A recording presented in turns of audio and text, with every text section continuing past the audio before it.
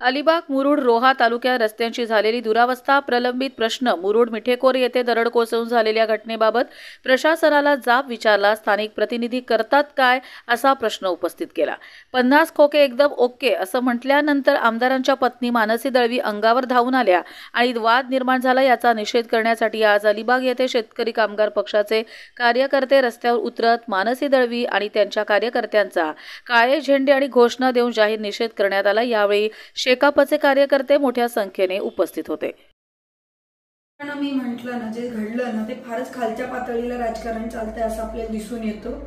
नुसतं 50 खोके म्हटल्यावर कोणाचं नाव न घेता जर लोकप्रतिनिधींना एवढं झोंबतं तर माझ्यासारख्या कार्यकर्त्याला प्रश्न पडतो, तुम्ही खरंच 50 खोके घेतले का? आणि ही कोणती पद्धत नाहीये.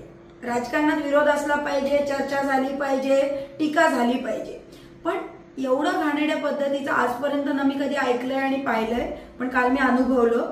आणि मला एकनाथ शिंदेंना विनंती करायची उपमुख्यमंत्र्यांना की तुमच्या पक्षाचे असे पदाधिकारी सामाजिक आणि या स्थळांवर पाठवू नका. त्यांनी आपल्या महाराष्ट्राची, आमच्या अलिबागची आणि रायगडची प्रतिमा जाते.